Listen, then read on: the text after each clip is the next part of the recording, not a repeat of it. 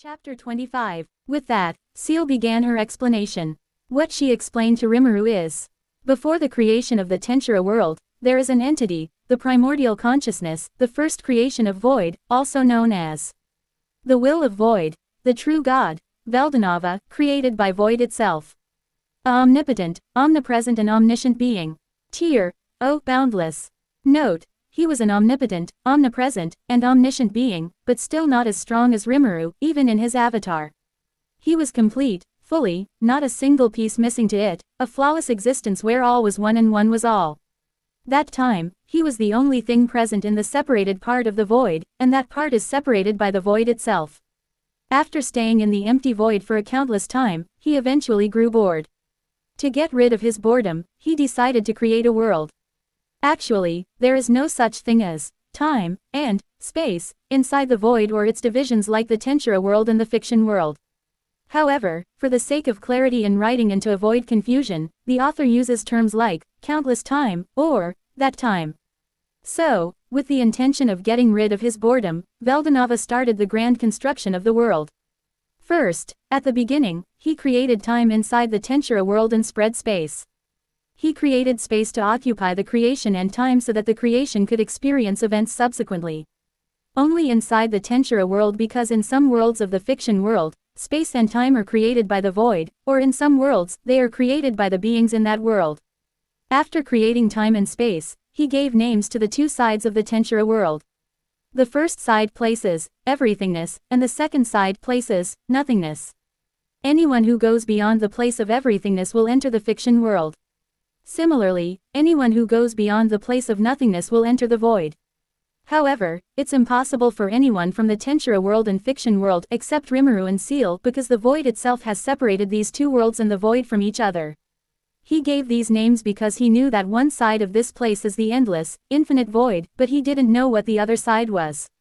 Yet, he had a feeling that there was something, although he didn't know what it was. Based on his thoughts, he bestowed these names. When Veldanava started creating the world, he created two primary greater holy spirits. 1. The greater holy spirit of time. 2. The greater holy spirit of space. The role of the greater holy spirit of time is to govern the passage of time within the Tensura world. Unbound by any concept within the Tensura world, this spirit ranks only below Veldanava and those superior to him. Conversely, the greater spirit of space is tasked with maintaining and overseeing the space within the Tensura world. Similar to its temporal counterpart, this spirit is also unbound by any concept within the Tensura world, ranking only below Veldanava and those superior to him. These greater holy spirits reside on opposing sides of the Tensura world, each fulfilling their distinct roles in the cosmic order. Veldanava also had created dual great spirits. These spirits embody opposing forces, serving as the true balancing essence of the world. Everything beneath them exists in opposition, establishing connections throughout existence. The Great Spirit of Light embodies literal light, representing positivity, purity, and holiness. It serves as the source from which angels derive their true nature. Conversely, the Great Spirit of Darkness embodies literal darkness, symbolizing negativity, emptiness, and demonic forces. Demons trace their origins back to this spirit, and it is responsible for the creation of the dark realm, known as the underworld or hell. Later, he created 5 natural great spirits who are inferior to the Great Spirit of Light and the Great Spirit of Darkness. These spirits govern only the natural aspect of existence and its conflicting relationships. They are the Great Spirit of Earth, the Great Spirit of Flame, the Great Spirit of Water, the Great Spirit of Wind, and the Great Spirit of Space. The Great Spirit of Earth governs the Earth, which is essentially the foundation and terrain. Without this foundation, one wouldn't have a sense of direction or orientation. The Earth acts as an index within space. The Great Spirit of Flame presides over flames in the process of combustion. Flames are considered superior to mere fire, as they possess the power to consume and transform the Earth.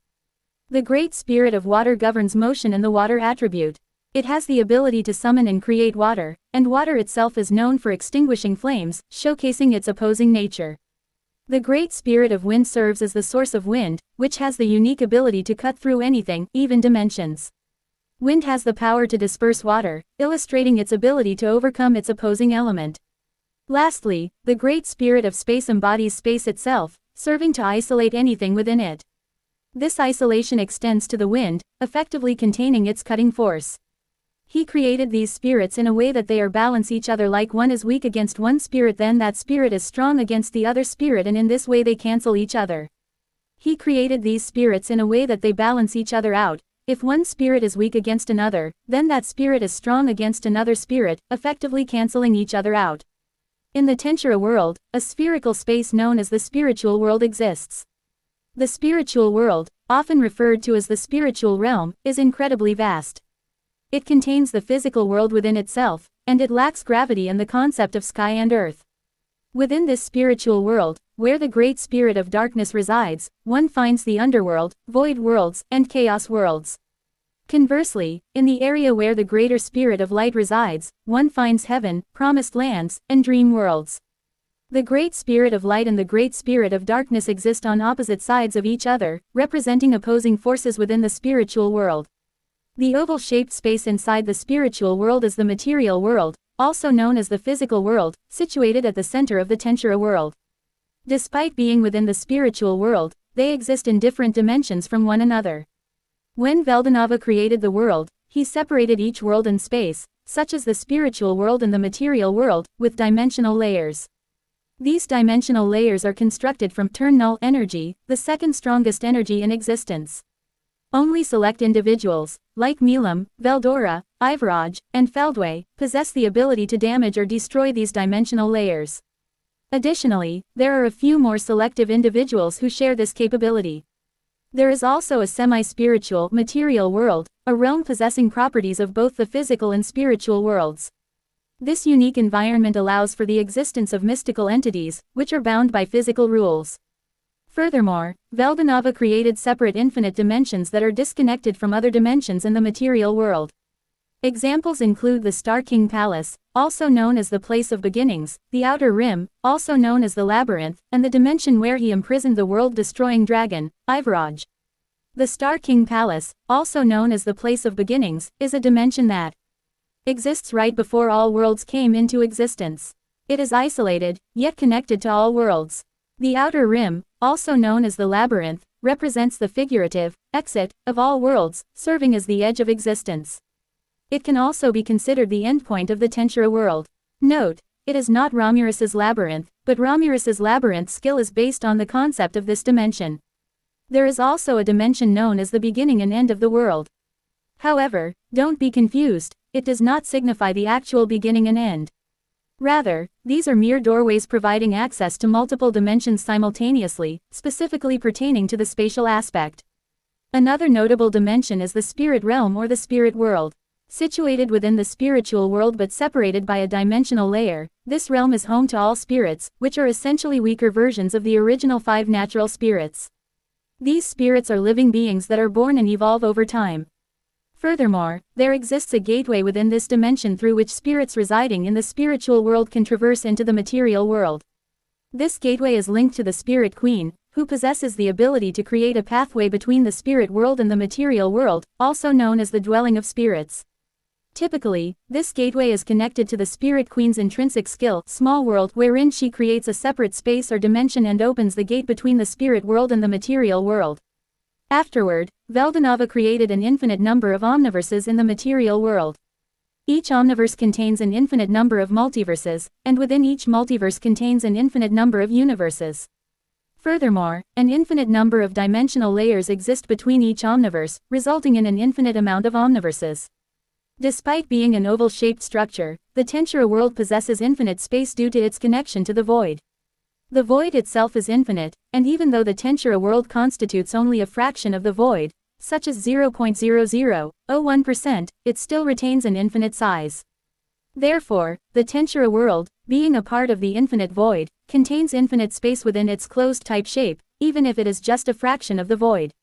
It is because a part of the infinite space is also infinite in size. Infinite size cannot be measured, and even if we take only a fraction of that infinite size, we can't measure it because it remains infinite in size. It's like having infinite space and attempting to measure a portion of that space, which is inherently impossible. For example, if we were to take 0.1% of the infinite size, then multiplying that space by 1000 times would supposedly provide a measure of the infinite space. However, this concept is impossible because infinity cannot be quantified or measured. And if measuring were possible, then we could no longer claim that the space is infinite, because if we can measure it, it implies that it is a finite or limited space. In other words, it is impossible to measure even a fraction of infinite space, because any fraction of infinite space is also infinite in size. That's why even if the Tensura world is only a fraction of the void, it is still infinite in size, because the void itself is infinite. Also, there are different realities within each omniverse. In the material world, there are an infinite number of omniverses, and each omniverse has different timelines. Furthermore, each omniverse's timelines branch into different parallel omniverses, and each of these parallel omniverses has its own set of timelines. In essence, there is an infinite number of omniverses in the material world, each containing an infinite number of timelines. Additionally, within each timeline, there exists an infinite number of parallel omniverses, each with its own unique set of timelines. Moreover, within a single omniverse, there are also infinite multiverses, each with its own array of timelines. These timelines within a multiverse are also different from each other, and each multiverse has different parallel versions, each with its own unique set of timelines. So, we can say that there are infinite omniverses in the material world, and each omniverse has its own infinite amount of timelines. Additionally, each omniverse of each timeline has its own different parallel omniverses, and each of these parallel omniverses has its own infinite amount of timelines. If we look into one omniverse, we can observe that it contains an infinite amount of multiverses. Similarly, each multiverse within an omniverse has an infinite amount of timelines, and each multiverse of each timeline has an infinite amount of parallel multiverses. Each of these parallel multiverses also has its own infinite amount of timelines. The same principle applies to each multiverse, where each multiverse contains an infinite amount of universes. Furthermore, each universe within a multiverse has an infinite amount of timelines, and each universe of each timeline has an infinite amount of different parallel universes. Each of these parallel universes also has its own infinite amount of timelines. Veldanava entrusted the responsibility of overseeing all timelines and time within the Tensura world to the greater Holy Spirit of Time. This divine entity ensures the coherence and progression of time across the vast expanse of the Tensura world. Additionally, the greater Holy Spirit of Time maintains order and balance amidst the intricate web of infinite timelines that shape the world's history and future. Conversely, the greater Holy Spirit of Space undertakes the crucial task of managing the dimensions within the Tensura world. This encompasses not only the physical dimensions but also the metaphysical boundaries that define the structure of omniverses, multiverses, and universes. By overseeing the spatial fabric of the Tensura world, this divine entity ensures the harmonious existence of all beings and phenomena within its confines. After this, at the core center of the Tensura world, Veldanava created the cardinal world, a world distinct from the infinite omniverses, multiverses, universes, and all other infinite dimensions that permeate existence. He established the cardinal world as a sanctuary, a vantage point from which he could observe his creation without directly intervening. This separation was deliberate, as Veldanava chose to maintain a distance and oversee his creation from afar. Positioned at the center of the Tensura world, the cardinal world serves as a focal point, distinct from the multitude of other worlds that extend beyond its boundaries. These other worlds, which are outside of the cardinal world, are referred to as the outer world. The cardinal world, located at the core of the Tensura world, is much bigger than the multiverses in the omniverse and nearly as large as entire omniverses themselves. This means that the galaxies inside the cardinal world are larger than the universes in the outer world, and the planets within the cardinal world are bigger than the galaxies in the outer world. After creating the world, Veldanava established a system to govern everything within the Tensura world. This system, known as the voice of the world, is not bound by any constraints within the Tensura world and ranks only below Veldanava and those superior to him. The voice of the world serves as the sentient embodiment of the world's laws, possessing near-omniscient knowledge of all its laws and regulations. This knowledge is vast, likely infinite, encompassing the intricacies of the world's workings. Remarkably, the voice of the world extends beyond the confines of the Tensura world, permeating even material worlds devoid of magic, such as Earth, and isolated dimensions like the Infinity Prison or the Labyrinth. This system operates on an infinite cycle of time, and those who hear the world language can understand its meaning as if it were spoken in their native tongue. It is a nigh-omniscient system which knows whenever someone's desires are in utter desperation. Not bound by time or space, the voice of the world acts freely, regulating everything within the Tensura world. Despite having its own will, it lacks an ego, resembling the void in its awareness of existence without attachment. Because it possesses its own will, the voice of the world acknowledges Veldonava as its creator and master. However, recognizing Rimuru's superiority over Veldonava, the system also acknowledges Rimuru as a superior being. As the ultimate regulating force, the voice of the world oversees everything within the Tensura world, from the cycle of reincarnation to the laws governing all aspects of existence. Its influence spans across the entirety of the Tensura world. Note: I'm not familiar with how to scale the cosmology of worlds. So, if anyone knows how to scale the cosmology of worlds, please inform me about the scale of the Tensura world in my story. Additionally, if possible, please indicate the tier of the voice of the world in my story.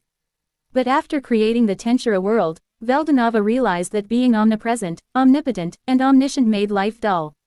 Being omnipresent, omnipotent, and omniscient meant being everywhere, the strongest, and knowing everything in all creation, which grew boring. After some contemplation, he decided to give up his omniscience, omnipresence, and omnipotence. He then incarnated himself in the form of a dragon, retaining all his memories. Thus, the first true dragon was born, and he was the will of God, the holy will of nature, the Star King Dragon, Veldonava. Tier: High 1A1A. After incarnating into a true dragon, Veldonava, rather than being the creator of the world, became a part of the creation itself. Despite relinquishing his omniscience, omnipotence, and omnipresence, Veldonava retained his position as the strongest individual in the entire Tensura world and stayed at the pinnacle of the world for a long period of time.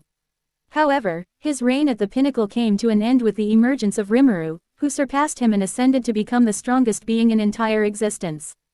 Even in his weakened state as the true dragon, where he has relinquished his omniscience, omnipresence, and omnipotence, Veldonava still possesses immense power. He was able to destroy more than half of the Tensura world without encountering significant obstacles. If he were to unleash his full power, he could potentially destroy the entirety of the Tensura world. Above all stands the will of Void, the true god, Veldonava, also known as Prime Veldonava. Beyond him in power are Rimuru and Seal. Even the clone or avatar of Rimuru and Seal surpasses the will of Void, the true god, Veldonava Prime, and all beings from the fiction world. And when Rimuru in his true body, his mere presence alone can obliterate not only the Tensura world but also the fiction world, which is even larger and more complex, being directly created by the Void itself. The fiction world is hundreds, if not thousands, of times more intricate than the Tensura world. Furthermore, if Rimuru so desires, at his will, he has the power to simultaneously destroy and recreate both the Tensura world and the fiction world. Rimuru Pav. After hearing about how he created the world and everything, my respect for Veldonava only increased. This guy, even after relinquishing all of his power, remains strong enough that if he were to unleash his full power without holding anything back, he could potentially destroy almost all of the Tensura world. Truly, he embodies the true definition of a god. However, it's worth noting that while Veldonava's actions showcase his power, they also raise questions about the nature of divinity and the responsibilities that come with it. His decision to relinquish his power prompts reflection on the concept of godhood and its implications for the world he created. As I reflect on these thoughts, I realize that there is much more to Veldonava's story than meets the eye. His actions and choices offer insights into the complexities of divine beings and their interactions with the world they inhabit. But I suppose it's time to go back. Greater than all right, now that everything's done, let's head back. Less than master, there's a problem. We can't return. Greater than now what? Less than it's because of your immense strength, master. Only the Void can withstand the presence of master, and if master were to enter existence, it would turn into nothingness just by being in his presence. Greater than this isn't a small problem, it's a big one. How am I going back? Less than no need to worry, master. If we use our weakest avatar or clone, we can shift our consciousness into it, leaving our main true body in our imaginary space. That way, we can enter existence without any worries. Greater than that should do it. Is there anything else? Less than yes, master. Even our weakest avatar or clone will be stronger than anyone in existence. Greater than that's not an issue. As long as we can return without affecting other worlds, everything will be fine. So, create a clone or avatar of me and shift our consciousness into it. Less than understood. Creating the weakest clone or avatar of Master and me, and shifting our consciousness into it, done. Storing the main true body in imaginary space, successful. Greater than. Now I feel weaker, a lot weaker than before. I think now I don't even have a fraction of my power compared to when I was in my true body, but still, I am stronger than everyone in existence. They are all nothing compared to my power. Ha ha ha, these pathetic insects should bow before me. Ha ha ha, but still, it was shocking to learn the truth about existence. Who could have thought that existence would be this vast? Let's see how strong my avatar clone is anyway. Greater than Seal, run an appraisal on me. Also, for the time being, seal my omnipotence, and later, when the appraisal is done, unseal it. Also, I know that even after becoming an omnipotent being, I didn't need skills or whether they are far too weak for me to use. Could you just upgrade my previous ultimate skills, Azathoth and Shub-Niggurath, and tell me about them. Also, make replicas of our original swords too. Less than understood. From now on, the story continues from chapter 17, the Supreme Deity. In that chapter, after Rimuru saw his stats and returned back. Flashback end. Well, who could have thought that existence would be this vast, yet just a fraction of the void. Less than Master, this person is from the Tensura world. What should we do about it? Greater than, bring them here. Life has been rather dull lately, and this could be interesting. Less than understood. Greater than, as I stood outside my house, just as I instructed Seal to bring that person here, a woman appeared. Sensei, is that you? The person asked. To be continued.